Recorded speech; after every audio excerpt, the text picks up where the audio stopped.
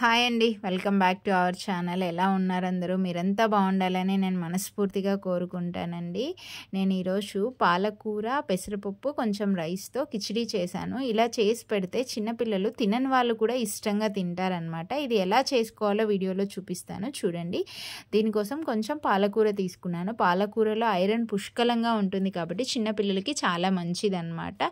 So దాన్ని నీట్గా కడిగి ముక్కలుగా కట్ చేసి పెట్టుకున్నాను అనమాట. తర్వాత ఒక చిన్న గ్లాస్ రైస్ తీసుకున్నాను. చిన్న గ్లాస్ రైస్ తీసుకొని అందులో 3/4 రైస్, 1/4 పెసరపప్పు తీసుకోండి మీరు. ఇలా నేనైతే కొద్దిగా తక్కువ తీసుకున్నాను. ఒక గ్లాస్ తీసుకునే వాళ్ళకి అలా తీసుకోండి, సరిపోతుంది.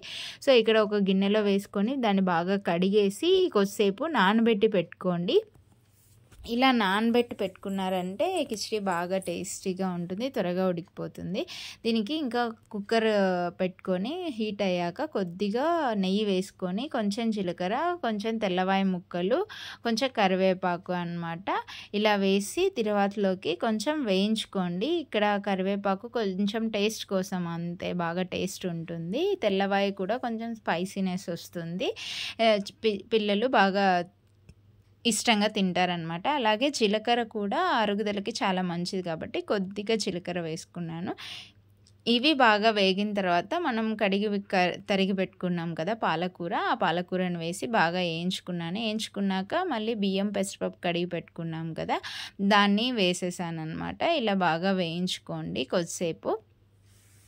ఇలా కానీ చేసి పెట్టినారంటే చిన్నపిల్లలు ఇష్టంగా తింటారండి. తినని వాళ్ళకు కూడా టేస్టీగా ఉంటుంది, చాలా బాగా ఉంటుందన్నమాట, చాలా బాగా తింటారు. సో ఇక్కడ కొద్దిగా ఉప్పు యాడ్ చేసుకోండి.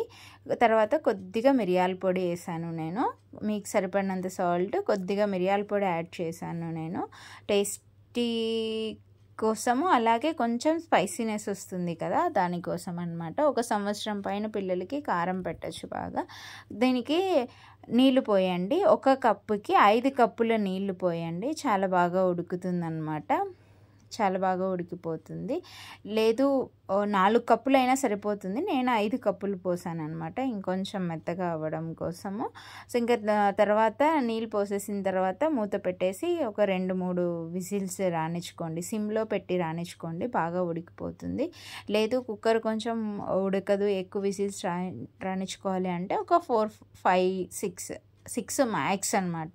సో 5 విజిల్స్, 4-5 విజిల్స్ అయితే సరిపోతుంది. ఇలా బాగా ఉడికిపోయింది చూడండి, నేను తీసాను, బాగా ఉడికిపోయిందనమాట. చూడండి ఇలా కొంచెం జ్యూసీగా రావాలి అంటే 1కి 5 కప్పులు నీళ్ళు పోసుకోండి, లేదు అంటే 1కి 4 అయినా సరిపోతుంది అనమాట. ఇంకా బాగా ఎనుపుకొని ఇందులోకి వేసుకోవడమే అనమాట. లేదు అంటే మ్యాష్ చేసుకున్నా కూడా ఇలా మెత్తగా మెదిగిపోతుంది అనమాట.